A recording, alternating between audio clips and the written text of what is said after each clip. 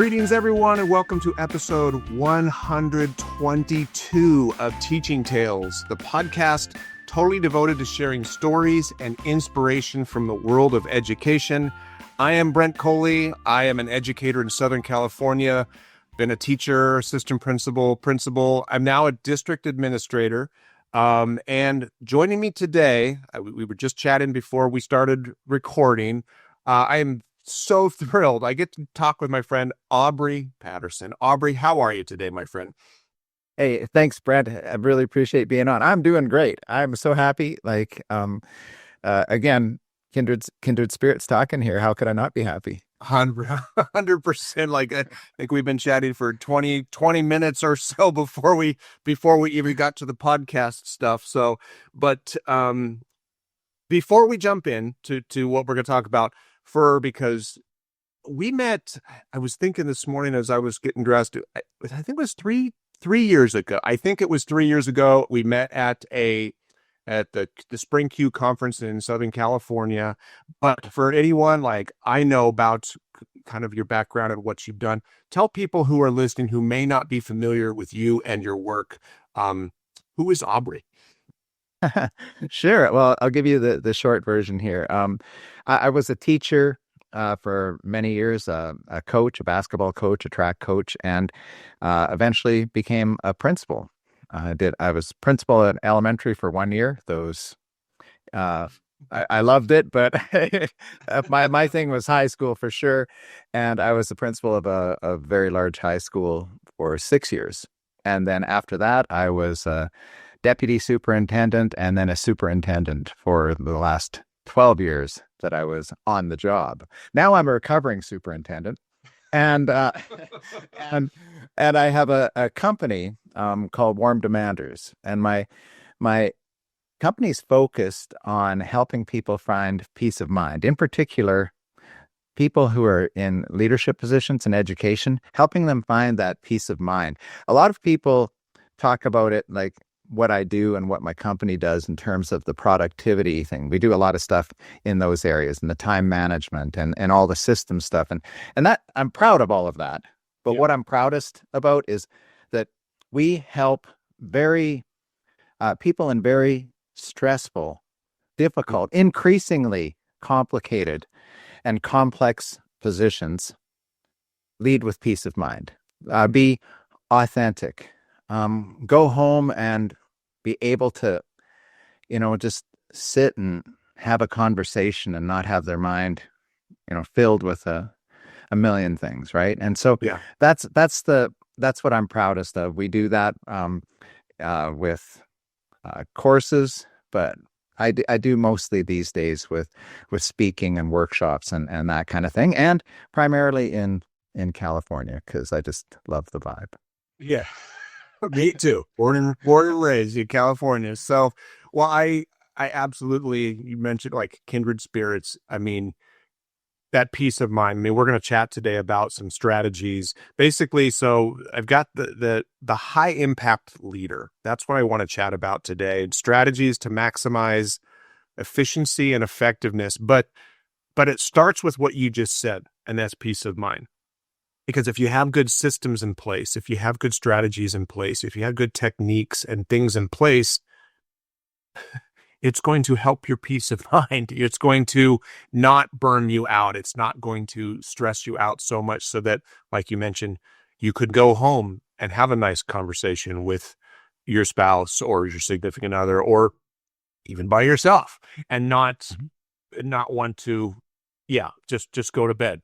So I love, and at the end of the episode, I'll have you share kind of how people can connect more with you, but and your site. And I just Warm Demanders.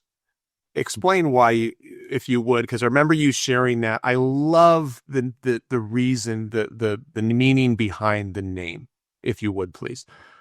Sure thing. So it's a term that I actually heard first used in reference to, those teachers who are really demanding with the kids, and you might expect that the kids resent that, or they they don't, treasure those moments when they're being held accountable. And yet those teachers that are so demanding, they're also incredibly warm, and the kids just love them. And those are the people, those are the educators that the kids reference like later on in life. That's what I'm experiencing now. When I see, Yep.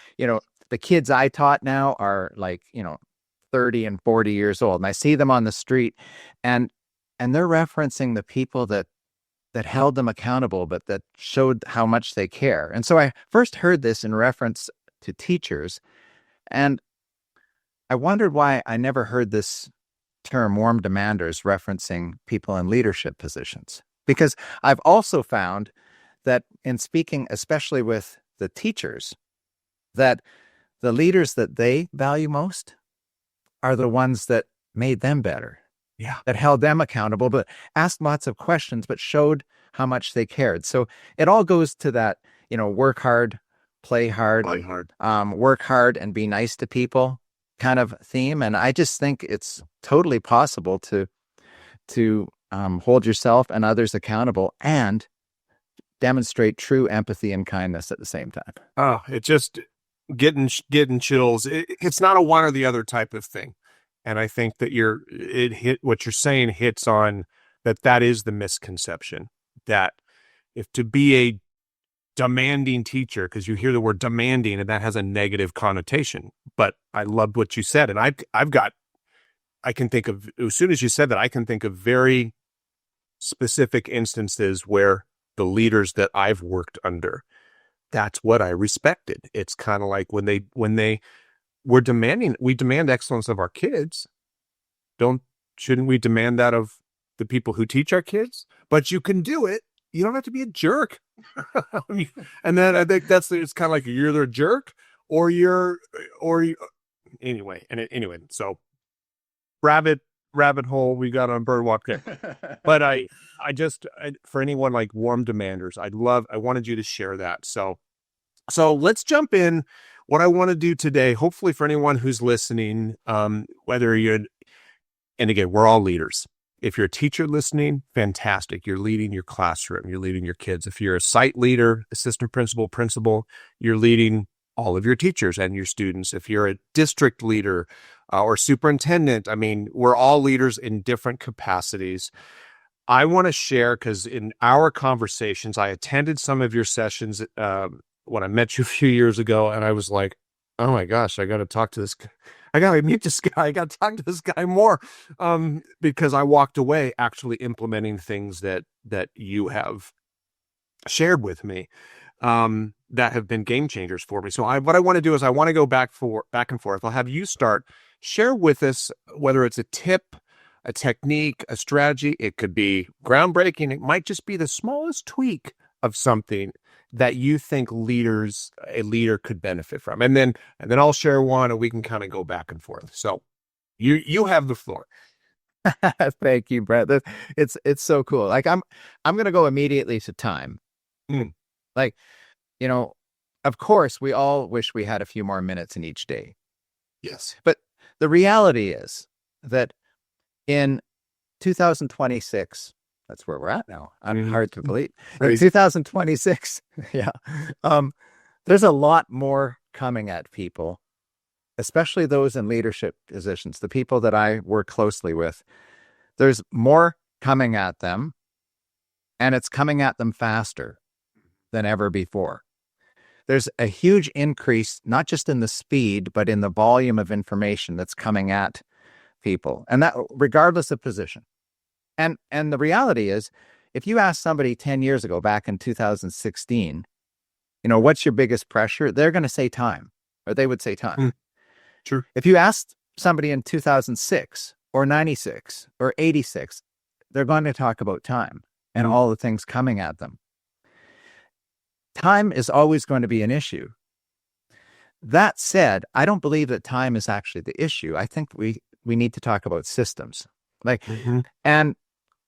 And if we also take a look at it, the job that anyone has right now, like whether it's yours, Brent, or whether it's a high school principal, or it's a teacher or a superintendent, whatever the position is, it's very different right now than those positions were 10 or 20 or 30 years ago, right? Like even 5 years, even 5 years ago. Hugely, so different. And Yeah. yet, if you take a look at it, the way that people use their calendars today, other than the fact that it's digital, isn't really any different than the strategies people were using back in 1986. Mm. They're still writing in their meetings, Yeah. or typing them, Typing it in. putting into your phone. However, they're still really turning their calendars into everybody else's to-do list, right? Like meeting for other people, get this for other people, do all this stuff. And so what gets missed, and this is where I want to key in on, is like what gets missed is getting their priorities in the center of their desk, getting their priorities in their calendar first. Because that's been the struggle for decades for people. Everybody who's ever said there's not enough time isn't talking about there isn't enough time because I didn't get to wash the car today. They're talking about there isn't enough time because I'm a principal and I've been planning to do walkthroughs for like 5 years now. I'm a superintendent and I've been planning to have check-in meetings for like 3 years now, and I just never seem to get to it. Why? Well, because they're doing these important things, their priorities off the side of their desk. They're not getting them to the calendar first. So my favorite strategy right now is like, if we can just get all of our priorities once or twice a year, go into your calendar and give yourself the time to do these things. If it's check-in meetings with people, block them in. You know that those meetings are going to be there. Put in 12 months of check-in meetings and have them there. And if life happens, which it generally does, every great plan has a collision with reality, right? If that happens, then we can move those time blocks, because that's the basic rule of time blocking is once they're in, you can move them. You just can't delete them. Well, I like that. And that's the peace of mind. So then when I go home in the evening and I didn't get to have that check-in meeting, or I didn't get to do that one thing, spend an hour writing that new policy on something, before I go home, I just go into my calendar and I drag and drop that time block somewhere else. That might mean that let's say I have to have it done by the end of the day tomorrow. Well, I'll drag and drop it into tomorrow, but I might have to move something from tomorrow into next week, so that's the thing that people forget with the time blocking is like, one, it should be my priorities. Time blocks aren't like meetings. Time blocks are like our tasks. A time block is like an appointment between me and my future work. It's making life easier for my future self. And once it's in my calendar, like once it's there, then before I go home, if I can't get it done, or in the moment, if there's, my plan just goes awry, I just drag and drop it somewhere, and it's like using Lego, man. Like it's just great. Like move that around. So my favorite strategy for whether you want to call it productivity or whatever you want to call it is get your priorities in place with time blocks. Oh, I used to, as you were saying that, a joke. I was thinking, I used to make the joke as a teacher, and that's why arrows were invented in your plan book. Because I can't tell you, if I had $1 for every time I put an arrow to something that I put in my plan book, but the lesson took longer, we didn't get to it that day. I loved what you said. Once it's in there, you don't delete it. You just move it.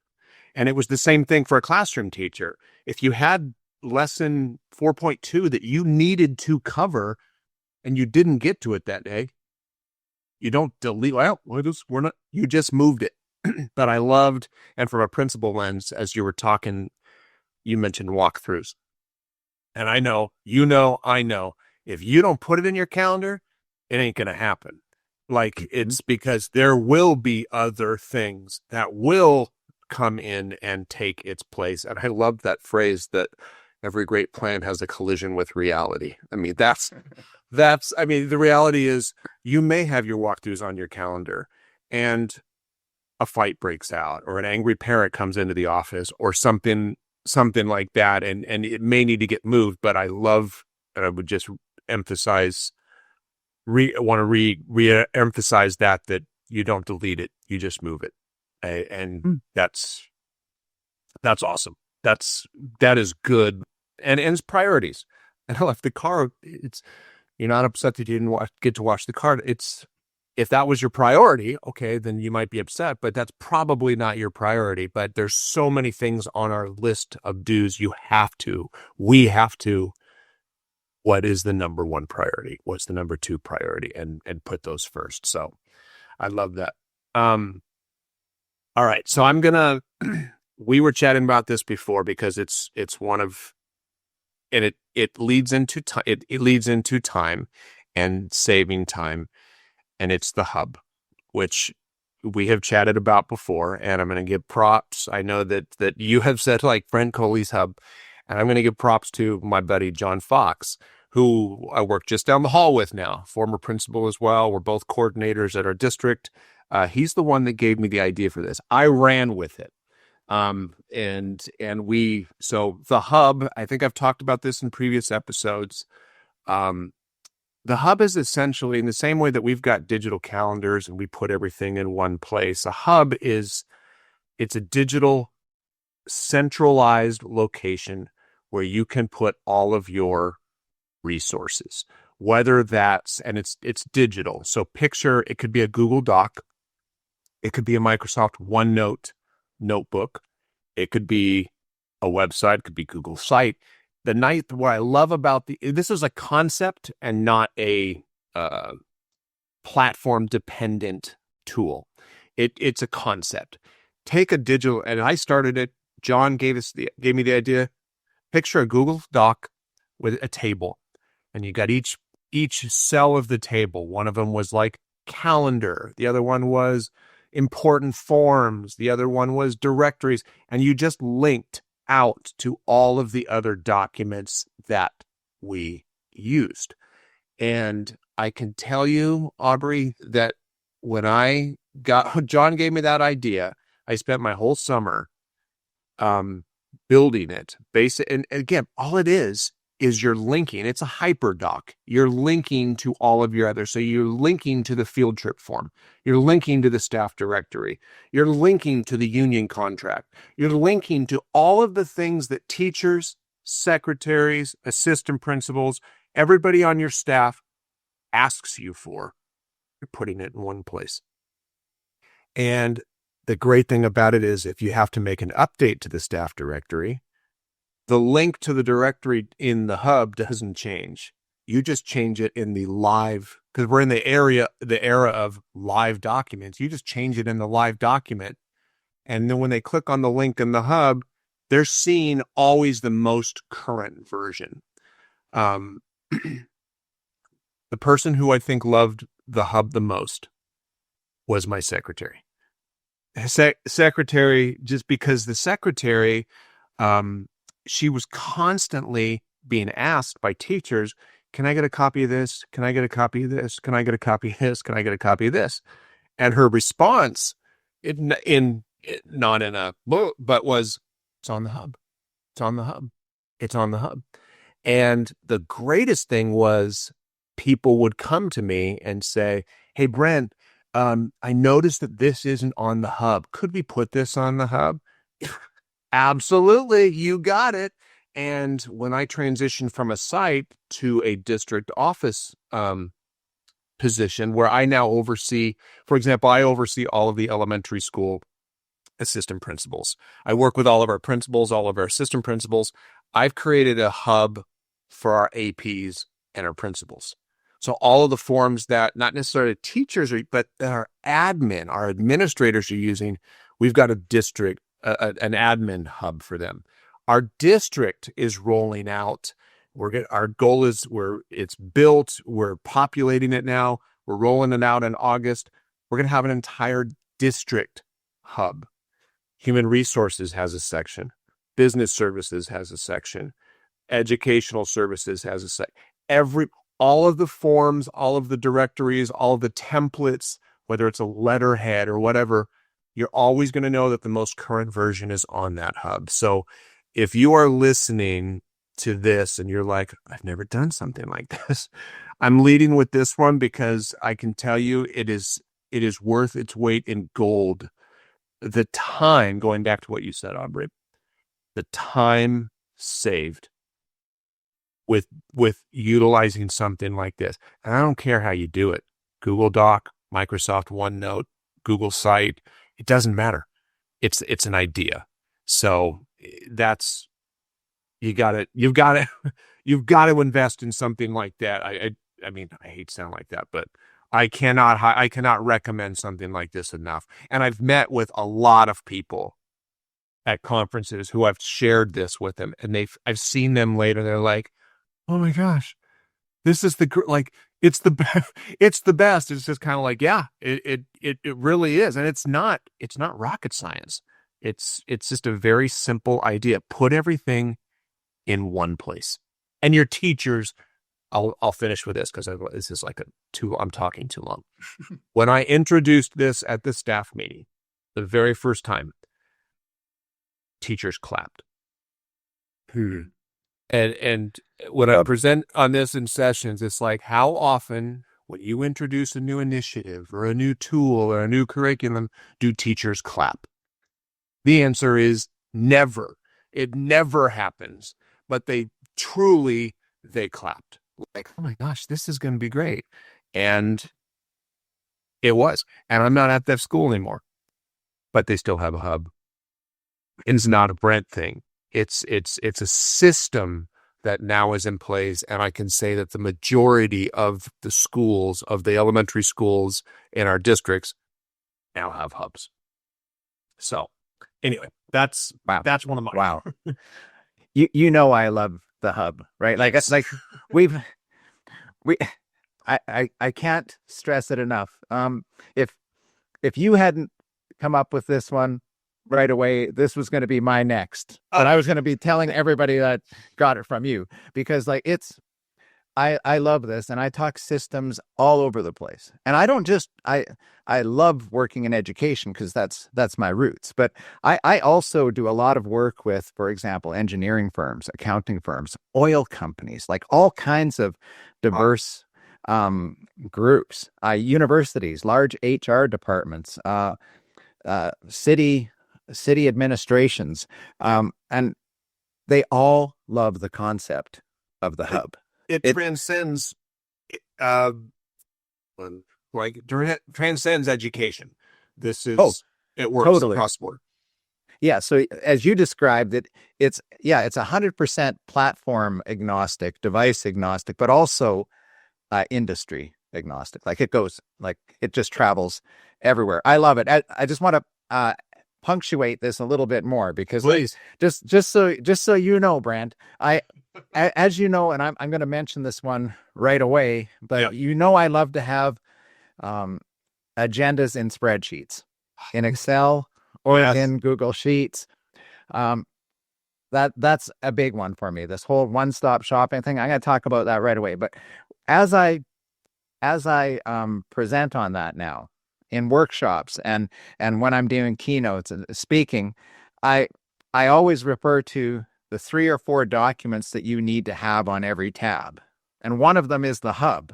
Yes. And the very first conference I spoke at, after seeing your hub and you graciously giving me a copy of it to be able to share with people, I was in a room with 350-ish people in a large workshop, round tables kind of a room. So they all had their laptops out and everything.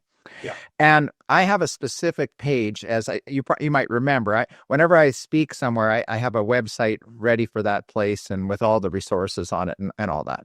So anyway, we had over 750 visits to that page that day, that within like a couple hours of me presenting. Wow. And the only template I had on that page was your hub. So like, they weren't going there for anything else. And I had like twice as many people visit that page as were in the room. They're telling their which friends. Tells you, yeah, they were texting people back at the office, etc. Like the email addresses were coming in, and they were coming in clumps, right? Like of 3 or 4, so it's like 3 or 4 from this school division, 3 or 4 from this school, from this charter, from etc. Because people were texting back with the link to that page. And I thought that's just awesome because as you and I both know, sharing, like that's just the Yes, it is. most beautiful thing. Yeah. So I love it. And but oh, and I just want to throw in another one with you. You mentioned the district, you're doing it at the district level.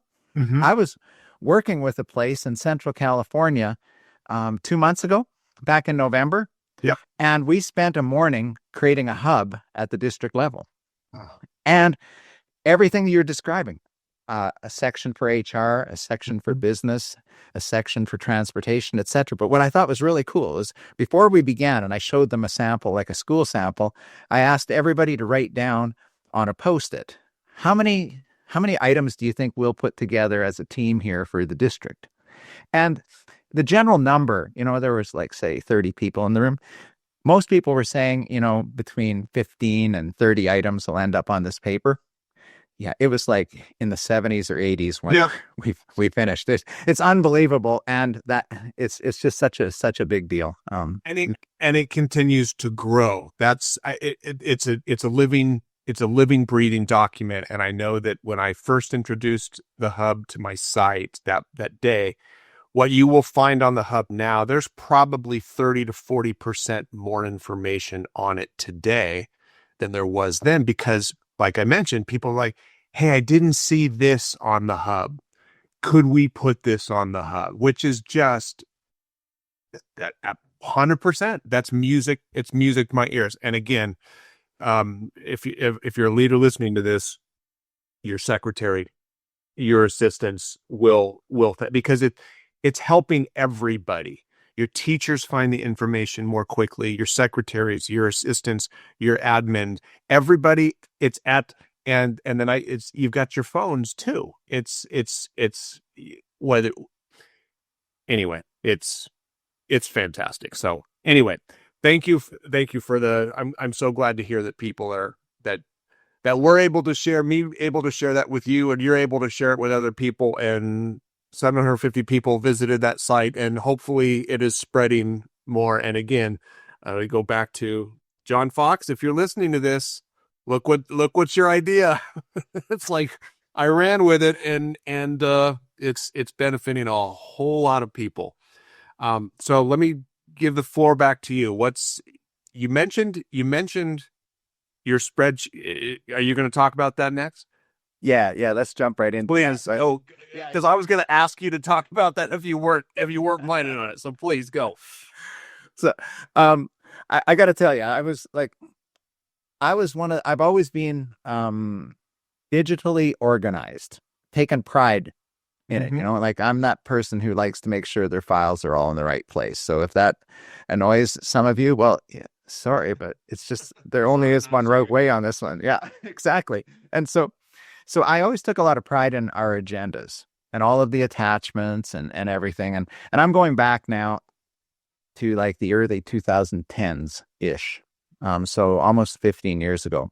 And again, I want you to picture this file system for meetings where we'd have like the year, and then I'm going to talk about I'm going to use principals meetings right now when I was a superintendent. And so like we'd have one principals meeting every month, and so there would be a month folder, and it would have all the attachments and the agenda in it, and it was like Word files. Eventually, it became Google Docs, but like you know, Mhm.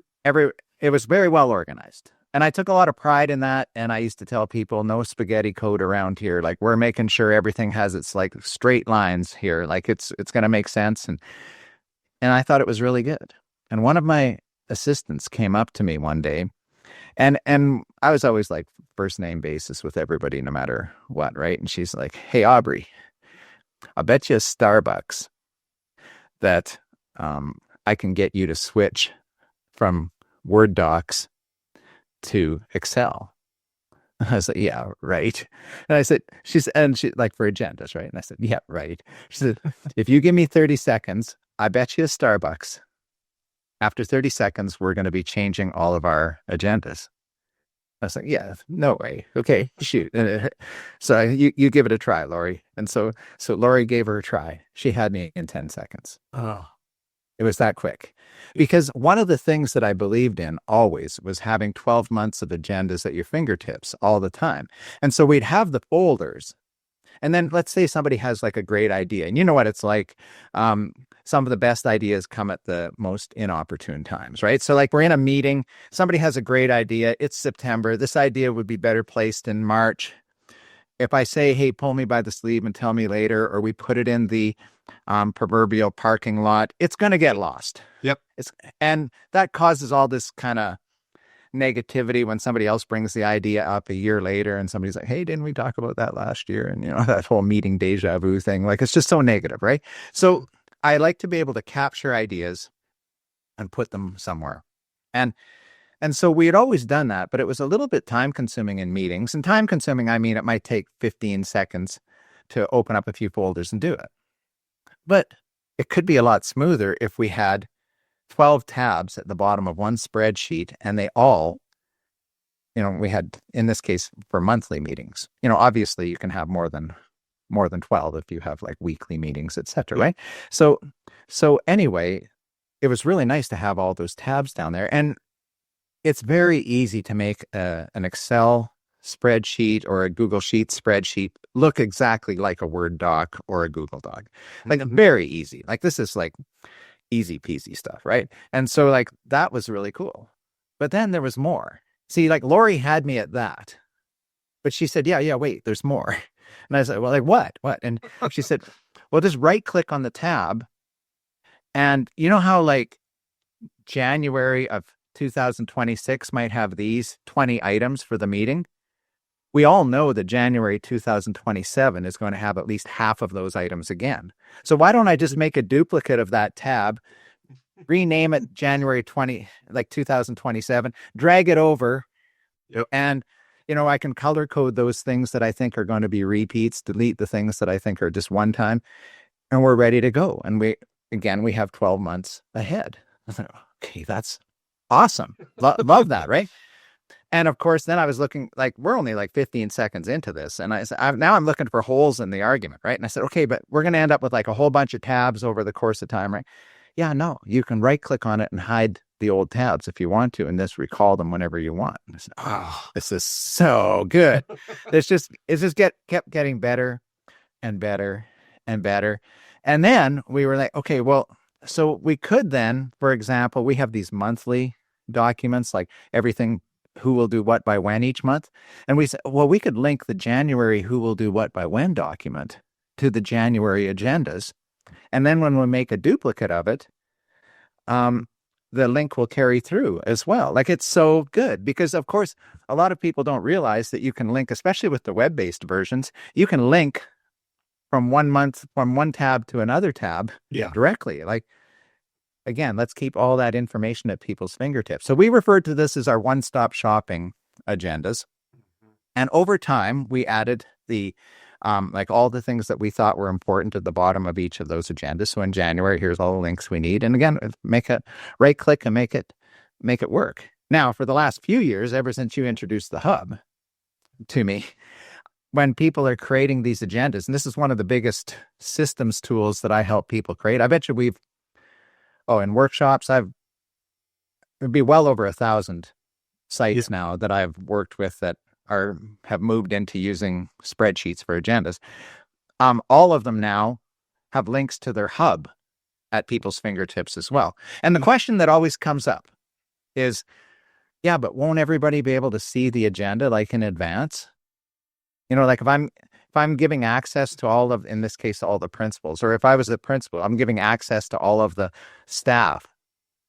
Yeah, okay, well, what's wrong with that? Mm-hmm. Like, what's wrong with somebody being able to see the agenda for this June coming up?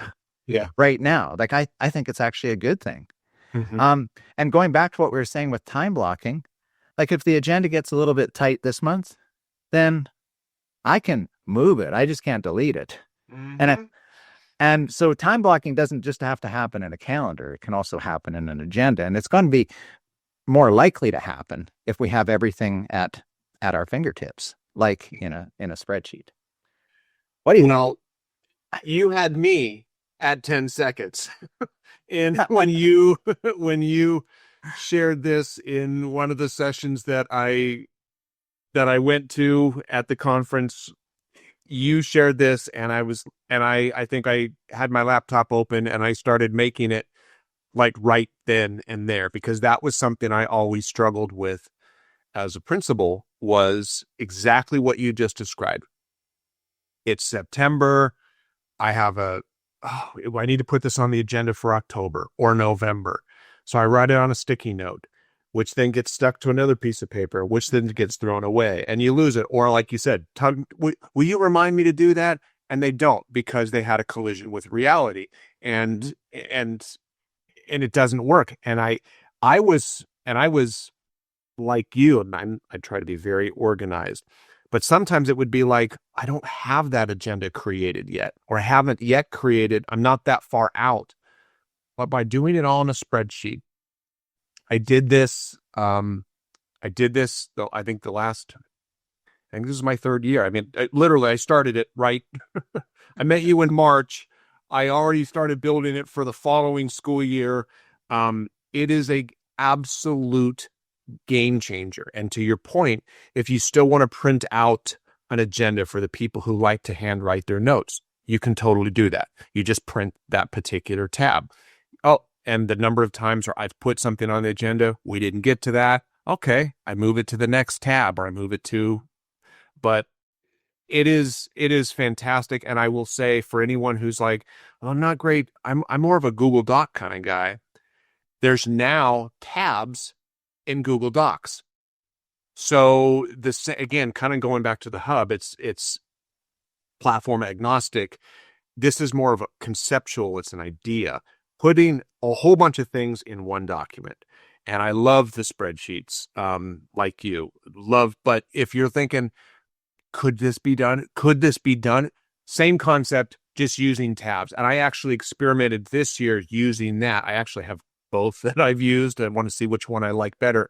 But I have the same concept in a Google Doc where I have tabs. And I've even had a separate tab, more for not necessarily a public one. I actually a separate doc with my notes.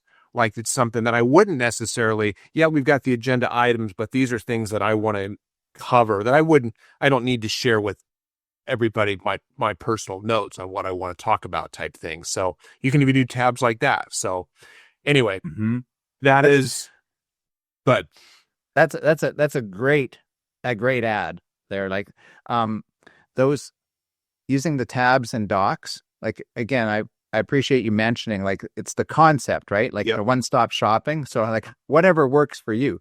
That tabs and docs has been very effective for a lot of the places have been working with the last year or so with, for example, PLC meetings, like meetings that are happening weekly in some cases or every other week and have a relatively short agenda.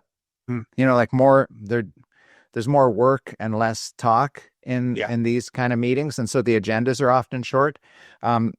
Those work so well. Also using the tabs idea that the in Google Docs, having the tabs down the side, or using the summary outline in Google Docs and just choosing title, and creating that summary outline along the side. See, we just can nerd out forever on this. I'm telling you, these are, and what I love about the ideas that we've shared so far, you don't have to be, you're pretty techie. I'm pretty techie. You don't have to be overly techie to do any of these things. These are conceptual, systematic ideas that can reap incredibly large time-saving benefits. And if you're somebody who leads meetings regular, whether it's weekly, give the spreadsheet, the tabs, an idea, or if you prefer the tabs in a doc, but you won't. I'm guessing she didn't have to buy you a Starbucks. I'm guessing you may have bought her a Starbucks. Venti cinnamon dolce latte skinny. I remember it all too well, right? Like, Yeah, there was a huge moment of clarity there. And I also loved, I got to be honest, I also love the fact, like, this was one of the admin assistants Mhm. from one of our elementary schools who pulled the superintendent by the sleeve I love it. because she would see the agendas when her principal would come back to her school. You know, and she had worked in our office a little bit to know that I loved the organization, but like, how cool is that somebody would just come up and do that? And so Lori shares that idea with me, say 15 years ago. And because she had the guts and the willingness and the care to do that, um, literally How, thousands of people yeah. have benefited. And because of that, it just touches my soul. I love it. Well, and I don't want to move on before saying kudos to you for creating an atmosphere and an environment where she felt safe to do that. No, thank you. Because Thank you. because I think you and I both know there's not every superintendent across the country, the continent, not all admin assistants would feel safe to do that. So that's one of the things I take from that is she felt safe enough to do that. And how great is she feeling, right? I'm just knowing like, look at us, like, look what we're doing. I mean, that was my I idea. see her. It's so cool. It's so cool, Brent. I see her around town once in a while. Ironically, typically at a Starbucks, right? Of course. And of course, I quickly jump to see if I can buy her that drink again, and we have a laugh about it. And I've shown her numerous times on our web pages and that, like, the impact that she's I, had with people. Yeah, I it's love just super cool. well, I'm gonna this is a quick one that's kind of, I guess, in the same vein because it's not overly techy. Um, this is something that this works if you're a teacher, if you're anyone who's going to communicate with parents. So this would be teacher, assistant principal, principal, superintendent. I mean, if you're and this is just, I call it a parent contact log and Google form, Microsoft form. All it is, and I started doing this way back when I first became admin. I've seen other people who have used spiral bound notebooks. So every time they have a conversation with the parent, they're jotting down like, this is the date, this is who I talked to, this is what we talked about, type thing. Same concept. Digitize it. Google form, Microsoft form. Simple.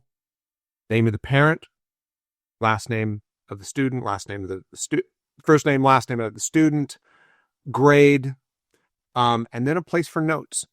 Just nice and simple. Um, every time I had a conversation with a parent, and I'm not talking, hey, Mrs. Smith, have a great day. I'm not talking about that. I'm talking about Mrs. Smith, who gets me in the loop and before school said, Mr. Coley, I want to talk about, Billy says that they're having an issue on the playground. I think there's some bullying I'm talking about that type of thing. That it's not a, hey, how you doing? Enjoy your Starbucks today. It's somebody has a concern, somebody has a question, something like that. I had saved on my phone as well as my computer in my office that Google form or Microsoft form, same concept. Because every time I had that conversation, I'd fill out the form, which is then, where's that data going? Into one of our favorite tools, a spreadsheet, which then is searchable.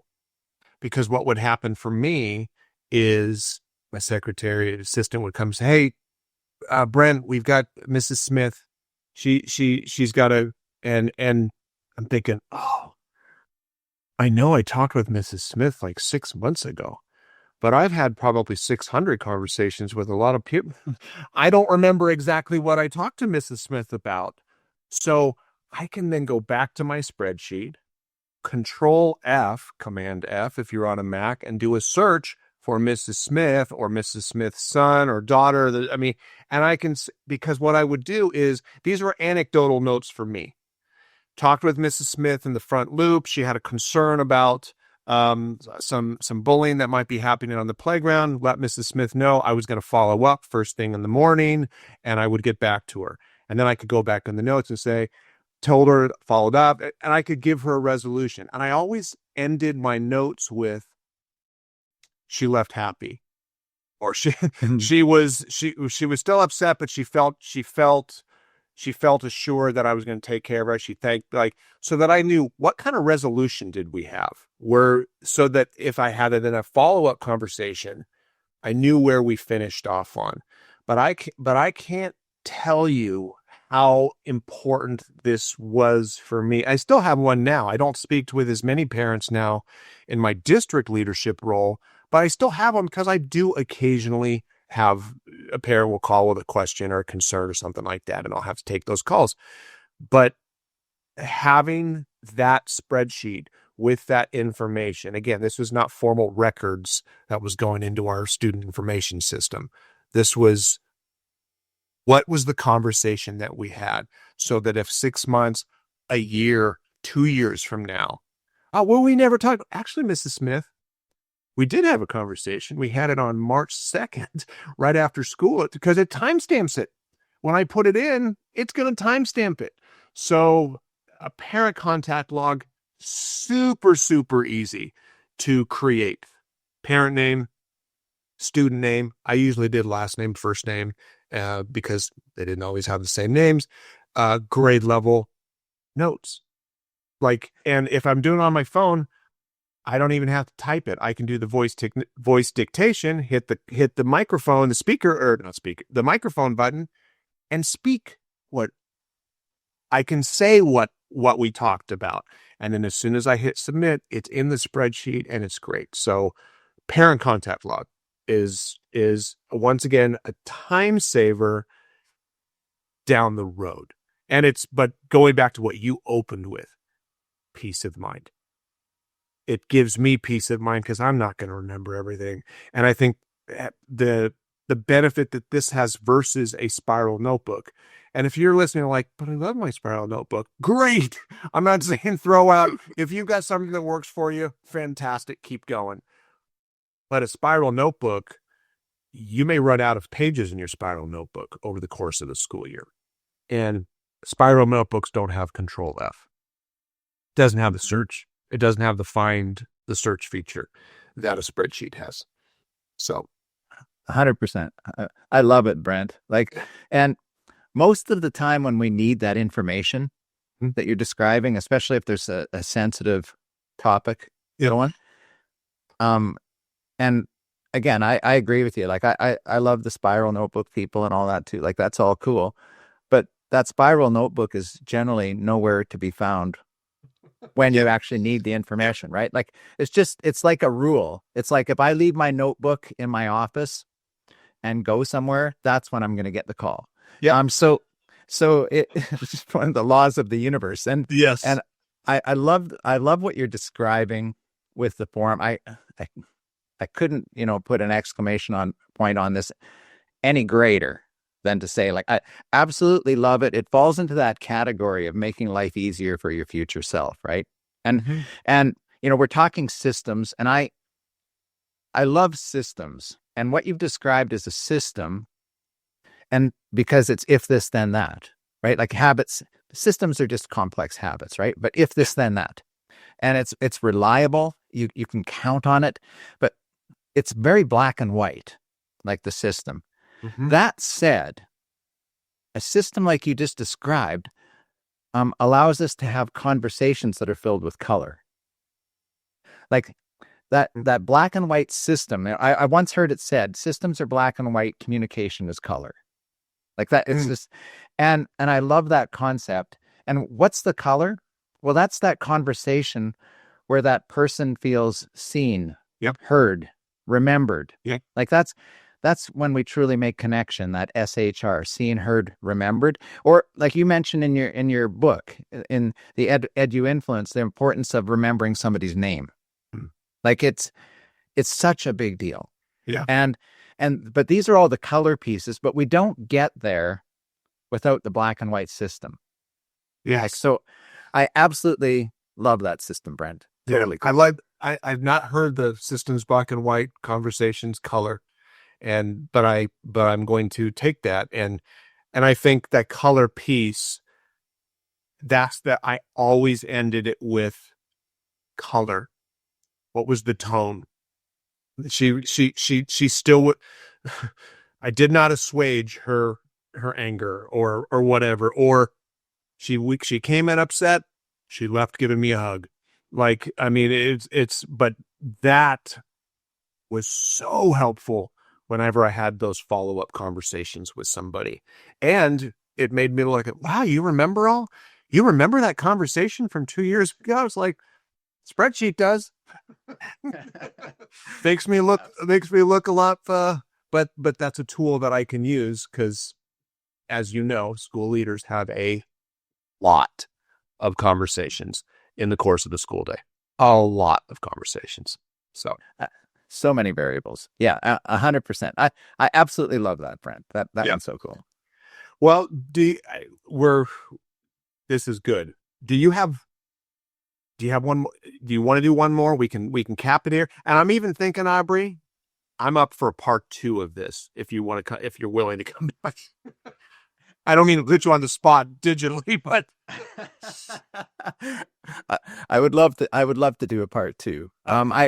Everything that we're describing here is, systems to help people out and get that clarity, right? Like we talk, I'm sure you've heard me. I overuse this one. I got it from John Maxwell, but it's like, in any given moment, we're either preparing or we're repairing. And everything that you described today, everything that we've talked about is on that preparing side, right? Like, I remember back when I was a beginning teacher and hearing like good planning leads to good teaching. And it's like, not that you're like reciting something verbatim out of a planning book, but if you're organized, then you can capture that teachable moment. Yes. In the case of leadership, good systems lead to effective leadership. Yeah. Because you can capture that moment. You can, I find so often that people just want some clarity. Like that's it. Like, just give me the facts, and I can make it happen. And yet, for whatever reason, we have like all this edu jargon, all of these ways that we make life way too complex for the people that are trying to help kids. So I would love to come back and chat this stuff with you as many times as you would like. Oh, that would, let's when we're done recording, let's try to get something on a calendar, because I know that you've got a lot more good stuff that could help a lot of people. So Aubrey, thank you. So you've mentioned Warm Demanders. If somebody wanted to learn more about what you offer and the educational goodness that you have, and how could they get in touch with you? How do they do that? Oh, thank you, Brent. I really appreciate it. And just go to warmdemanders.com. It's plural, warmdemanders.com. And we always have, new stuff coming out. We got a lot of new stuff coming out this spring. We share, we believe in oversharing. We believe in giving away as much free stuff as possible. I've been very blessed through the years to work in many places, and now have this small company of a small team of people that gets to do a lot of big things, and so like we like to be generous with all of the resources and all of that. Go to warmdemanders.com if you want to chat with me about anything. If you just think I might have some templates that you like or something, you can just use the contact us on our website, and I'll send you some stuff. I'm happy to do that. Like that would just make my day, man. Oh, and you have been very, very free in terms of sharing. I know when I met you at that conference, you've shared templates, and I'm the same way. If you're listening, it's kind of like, Brent, you talked about the hub, and Aubrey talked about a template hub. It's kind of like, reach out to me, reach out to Aubrey. I'll send you. It's why I'm doing this podcast. I want people to love what they do and be better at what they do. And I think sharing our stories and our experiences and our resources and our expertise is how we do that. So Aubrey, let's definitely come back for part 2, because I know that you've got more that I think could help people, and I think people are going to get a lot out of listening to this. So thank you so much, man. Thank you, Brent. Appreciate it, man. Yeah. All right. And for everyone listening, thank you for coming back. It's my goal in 2026 to record more than like every 3 or 4 months. I want to get a little more regular on that. So definitely, I think we'll have another part 2 with Aubrey. We have some other ideas coming down the pike. So look for that. If you haven't already subscribed, you can do that in pretty much wherever you find podcasts. You can also listen directly on my website at brentcoley.com. Once again, Aubrey, thank you. Everyone listening, thank you. And until next time, have a good one.